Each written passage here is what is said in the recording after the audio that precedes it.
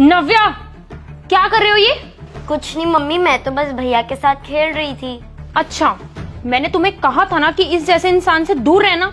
ये खुद तो अनपढ़ है ही और तुम्हें भी साथ साथ अनपढ़ ही बना देगा। तो हिम्मत कैसे हुई सोफे पे बैठने की? पर मम्मी, परवर कुछ नहीं।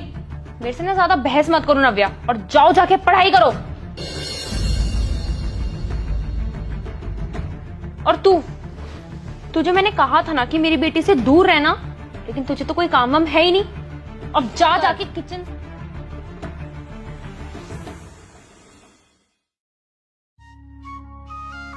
भैया ये कितना सही कार्टून है ना।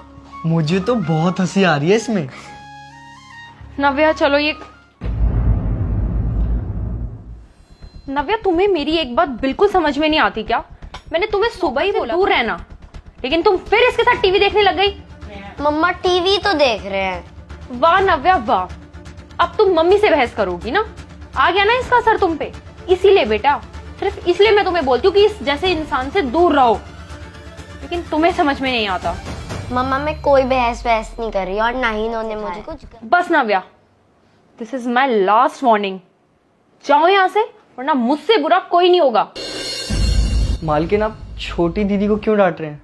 मैं तो खुद आके बैठ गया था, इसमें उनकी कोई गलती नहीं है। अच्छा, तो अब तू मुझे सिखाएगा कि मेरे को अपनी बेटी से कैसे बात करनी चाहिए और कैसे नहीं? नहीं मालकिन, मेरा वो मतलब नहीं था। तू ना मेरी बात ध्यान से सुन ले।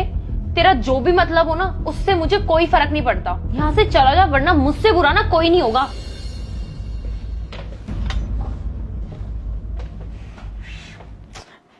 इस नौकर का ना कुछ करना ही पड़ेगा, वरना ये मेरी बेटी को बिगाड़ ही देगा।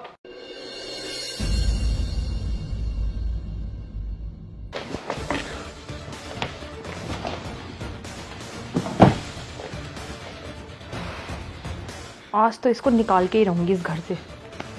अब देखती हूँ कैसे खेलता है मेरी बेटी के साथ। बैग में डालती हूँ। अब इसको पता चलेगा, जब इस 2 कौड़ी के नौकर पे चोरी का इल्जाम लगेगा ना, तब आएगी अक्कल ठिकाने। छोटू, छोटू। जी मैम साहब। तेरे बैग में ये इतने सारे पैसे कहाँ से आए? मालकिन, हमको नहीं पता ये कहाँ से आ गए। अच्छा, उड़ के आ गए होंगे, चल के आ गए होंगे। पैसे तो है, पैर है ना इनके भी। तुझे शर्म नहीं आती क्या?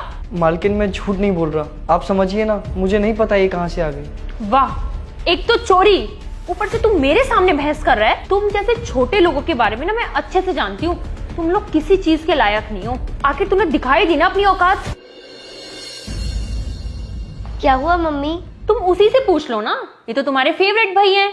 तुम ही उसके साथ सारा दिन खेलती रहती हो। ये तो तुम्हारे प्यारे भैया हैं, है ना? पूछ लो उससे, उसने क्या गिरी। खैर, ये क्या बताएगा, मैं बताती हूँ। बहुत भरोसा था ना तुम्हें इस पे। इसने मेरे ड्रॉर से चोरी की है। इसलिए बोलती हूँ, ये ऐसे लोगों पे कभी भरोसा नहीं करना चाहिए। ये लोग प्यार के लायक है ही नहीं। बस मम्मी बस, दिस इज इनफ। कितना झूठ बोलोगे? झूठ की भी लिमिट्स होती हैं। मैंने अपने कानों से सुना है और अपनी आंखों से देखा है। आप बोल रहे थे मैं छोटू भैया को चोरी के इल्जाम में फंसा दूंगी, और आपने ही इनके बैग में पैसे डाले हैं। मम्मा आप ये सब क्यों कर रहे हो? ये हमारे घर काम करते हैं, इसका मतलब ये नहीं कि इनकी कोई वैल्यू नहीं है, इनकी कोई इज्जत नहीं है। Mom, I never expected. आप मुझे इतनी अच्छी अच्छी चीजें सिखाते हो और खुद ये चीजें कर रहे हो। I can't bear this. I am sorry Navya, मुझे मेरी गलती का एहसास हो गया। तुम नहीं होती तो पता नहीं क्या होता। मेम साहब, मैं गरीब जरूर हूँ, लेकिन चोर नहीं हूँ। आई एम सॉरी छोटू, मैं नव्या को लेकर और उसके फ्यूचर को लेकर इतनी ओवर पोजेसिव हो गई थी कि मुझे डर लगता था कि कहीं वो तुम्हारे साथ रह के बिगड़ ना जाए। प्लीज हो सके तो मुझे माफ सॉरी मत कहिए मेम साहब, गलती आपकी नहीं। आपकी जगह कोई और होता, उसके मन में भी यही डर आता। आप सॉरी मत बोलिए।